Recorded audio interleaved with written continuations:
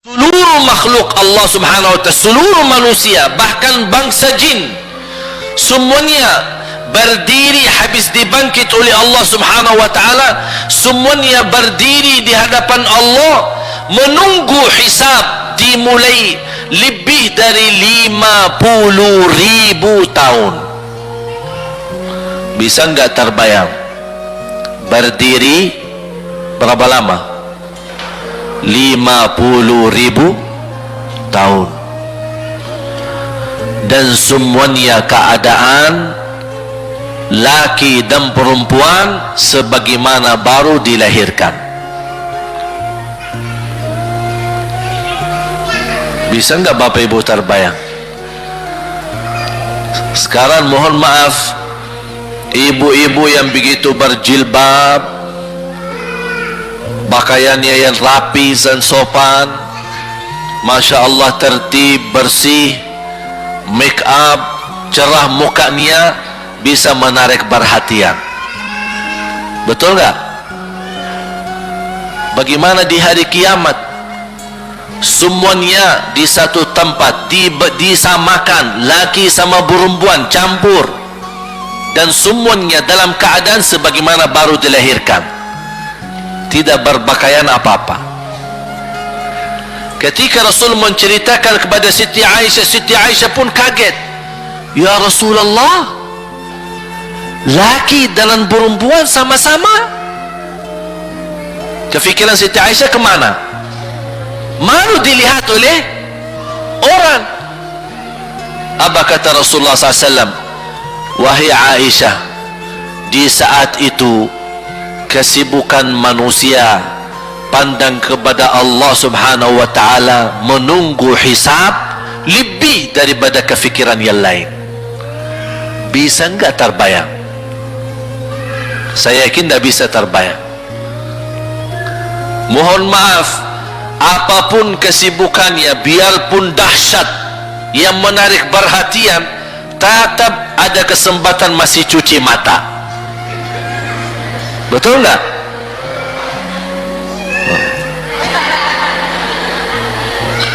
Tapi kalau di hari kiamat beda keadaannya. Apapun yang saya jelasin tidak akan mungkin Bapak Ibu bisa bayangkan, karena itu bukan dahsyat lagi, tapi di luar batas kemampuan kita. Makanya Siti Aisyah sebagai manusia wajar kalau terkejut. Ya Rasulullah, kami dan laki-laki sama-sama. Rasul maklumi fikiran Siti Aisyah sebagaimana memaklumi fikiran kita yang sama. Tapi ternyata kalau di sana beda.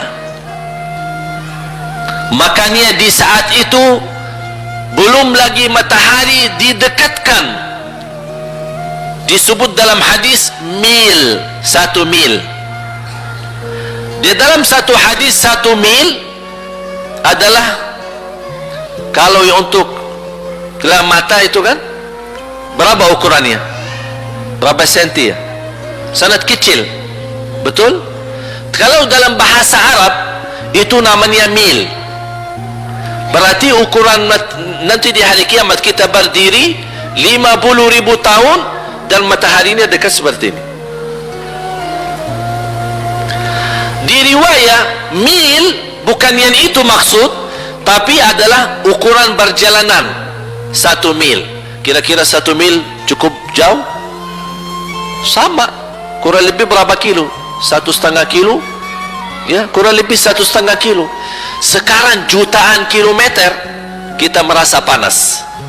Sudah ada AC, sudah ada kipas, sudah ada ujang, sudah ada ini, tapi merasa begitu panasnya. Itu jutaan kilometer. Bagaimana kalau 1,5 kilo? Makanya Rasul menggambarkan nanti di hari kiamat, yang biasa di dunia kalau kita keringat dari atas ke, kalau di hari kiamat terbalik, keringat kita dari bawah ke atas. Ini tergantung dosa kita. Kata Rasulullah, ada yang keringatnya sampai ke mata kaki, ada yang sampai ke lutut, ada yang sampai ke paha, ada yang sampai ke perutnya. ada yang sampai ke dadahnya, ada yang sampai ke lehernya, bahkan ada yang sampai merasa sudah sesak nafas, ingin melamatkan diri supaya tidak tenggelam di dalam keringatnya sendiri. Dalam keadaan itu 50.000 tahun. Di situ manusia sudah merasa gelisah, sudah cukup merasa tersiksa. Semua larinya, penolong siapa yang bisa menolong kita? Kita minta tolong kepada siapa yang bisa menyampaikan hajat kita kepada Allah supaya mulai hisab? Karena sudah kita tidak kuat lagi. Semuanya larinya kepada Nabi Adam, Nabi Ibrahim, Nabi Nuh, Nabi Musa, Nabi Isa. Semuanya jawab yang sama, nafsi nafsi, Allahumma sallim sallim. Ya Allah, selamatkan diriku sendiri. Tak ada yang urus anak, istri, suami, keluarga, apalagi manusia lain. Sama keluarganya saja dia lari. Tak ada, nafsi nafsi, diri sendiri. Ya Allah, selamatkan diri sendiri. Ya Allah, selamatkan diri sendiri. Ya Allah, selamatkan. Nabi Adam jawab begitu. Suruh, barangkali Nabi Nuh bisa bantu kalian. Datang kepada Nabi Nuh, nafsi nafsi, Allahumma sallim sallim. Datang kepada Nabi Musa, nafsi nafsi, Allahumma sallim sallim. Datang ke Nabi Isa, nafsi nafsi, Allahumma sallim sallim. Sampai terakhir Nabi Isa berkata, ada satu, saya rasa dan yakin dialah yang bisa memberi bantuan. Dia tunjukkan, itu dia, namanya Muhammad sallallahu alaihi wasallam.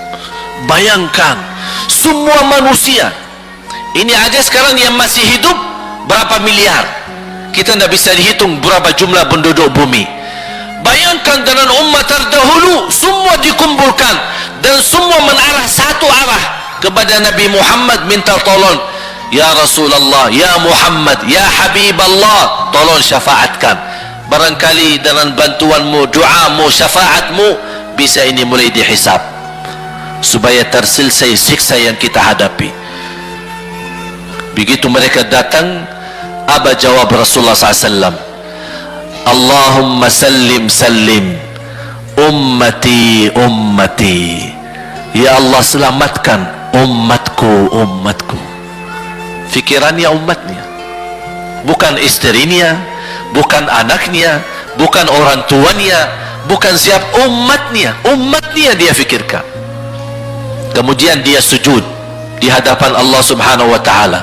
Kata Rasulullah, di saat itu aku bersujud, Allah gerakkan lidahku untuk memuji Allah dengan kata-kata pujian yang tidak pernah makhluk pun sebelumnya sebutkan pujian itu. Artinya pujian yang Allah anugerahkan untuk Nabi Muhammad sebelumnya tidak ada satu makhluk pun yang bisa mengucapkan, hanya Nabi Muhammad, dan hanya di saat dia sujud di hadapan Allah di hari kiamat. Allah biarkan beberapa lama, habis itu Allah berkata, ya Muhammad, irfa' ra'sak wasal tu'ta washfa' tushaffa. Ya Muhammad, angkatlah kepalamu dan silahkan minta apapun, aku berikan. Silahkan beri syafaat kepada siapapun, aku terima syafaatmu. Langsung dia berkata, ya Allah, kasihan manusia, mohon segera dihisab. Baru mulai dihisab, turun kitab-kitab. Ada yang mengambil kitabnya dengan tangan yang kanan, itulah bahagia. Ada yang mengambil kitabnya dengan tangan kiri, dia berusaha sembunyikan tangan kirinya karena dia malu kalau kitabnya diterima dengan tangan kiri. Dia sembunyikan tangannya yang kiri ke belakang. larinya buku amalannya ke dan langsung nempel di tangannya. Tidak ada yang bisa lari di hari itu. Semua amalan, buku amalannya dibuka oleh Allah, dan akan Allah mulai menghisabkan kita satu persatu. Tidak ada kelompok-kelompok, tidak ada bendera, tidak ada ormas, tidak ada kelompok, tidak ada pimpinan. Masing-masing benderanya kita apa? Buku amal. Dan Allah manggil kita bernama satu-satu. Ibu, sini, datang. Kata Rasulullah sallallahu alaihi wasallam, yuhasibullahu al-abida laisa bainahu wa bainahu turjuman. Allah akan hisab hamba-hambanya satu demi satu, bersatu-bersatu, dan tidak ada penerjemah. Jadi tidak bagi terjemah, translate. Ya Allah, saya tidak mengerti bahasa Arab, saya tidak mengerti bahasa, ya Allah, gimana ini, saya butuh translate atau benacara supaya bisa bantu saya lulus dari hukum. Tidak ada. Yang hakim Allah, keputusannya Allah, yang menentukan Allah, mahkamah yang dikuasai Allah, hamba di hadapan Allah, saksi semua, tangan saksi, mata saksi, kaki saksi, buku amal saksi, malaikat saksi. Bagaimana kita mau lari? Ditanya oleh Allah, hei hambaku, ingat enggak di malam itu, di tempat itu, kamu berlakukan dosa itu? Seorang hamba yang masih memiliki iman, dia merasa dan ingat, dan dia merasa malu, dia tunduk kepalanya. Kata Allah, malu ya, malu, tunduk, ya malu ya Allah, malu, malu. Dan subhanallah, tanda rahmat Allah, ketika Allah bertanya dengan kita, tidak ada orang lain yang bisa lihat. Supaya apa? Supaya hisab kita di antara kita sama Allah tidak terbocor kepada orang lain, supaya tidak malu sama orang lain. Allahu Akbar. Habis kita sudah laku diri, ya Allah, saya ingat dan saya rasa salah dan saya malu. Apa kata Allah? Waktu itu kamu lakukan dosa itu, aku tutupi, aku tutupi, tidak ada yang tahu. Kita lakukan dosa ini udah sekian tahun, ada yang tahu nggak? Tidak ada yang tahu, karena kita lakukan di saat sembunyi. Kata Allah, di saat itu kamu lakukan dan kamu tahu itu dosa, tapi aku tutupi supaya kamu jangan menjadi malu di depan keluarga atau di depan sahabat. Aku tutupi. Dan aku sekarang sudah menutupi dosamu di dunia, dan sekarang aku hapuskan dan ampuni dosamu di akhirat. Allahu Akbar.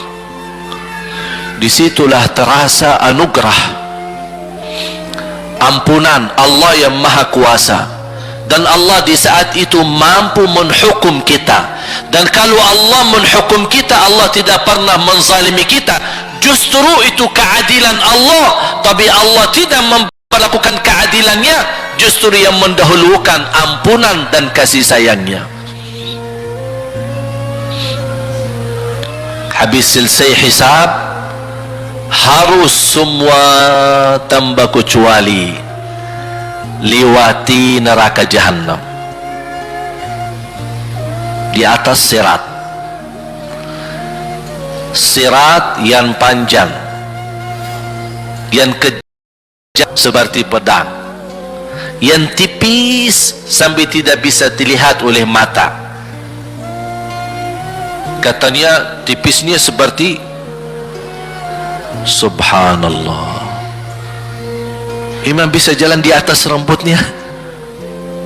Kejam lagi, masuk di atas serat terus jalan. Di saat itu ada doa yang ia melamatkan kita sampai menuju surga. Nabi Muhammad sallallahu alaihi wasallam, dia sudah duluan. Kalau Sayyidina Abu Bakar perjalanan di atas sirat disebutkan 100 tahun, tapi Sayyidina Abu Bakar satu langkah di atas sirat, langkah kedua di depan pintu surga. Dahsyat. Ini Sayyidina Abu Bakar seperti itu. Bagaimana Rasul? Rasul sudah menunggu di depan. Mulai manusia satu persatu jalan di atas sirat, dan Rasul di saat itu sibuk berdoa, Allahumma sallim sallim, ya Allah selamatkan umatku, ummati ummati, ummati ummati, sampai mereka terselesai. Sampai di situ saja. Sebelum masuk surga ada berita gembira untuk umatnya Nabi Muhammad sallallahu alaihi wasallam. Tidak boleh ada yang masuk surga harus berjumpa dengan beliau dulu, bertatap muka, dan disediain minum yang disebut air Al-Kautsar, dan di situ banyak gelas. Tinggal kita ambil gelas dan minum. Begitu kita mau ambil gelas dan minum, datang Rasul, jangan, kamu minum langsung dari tanganku sendiri. Barang siapa yang minum dari tanganku tidak akan haus selama-lamanya. Allahu Akbar. Di situ terasa kemuliaan. Begitu kebahagiaan kita bertemu dengan Nabi Muhammad dan bisa langsung minum dari tangan Nabi Muhammad sallallahu alaihi wasallam. Bukan hanya begitu saja, bahkan Nabi Muhammad memegang tangan kita, mengajak kita masuk 8 pintu surga. Ada 8 pintu.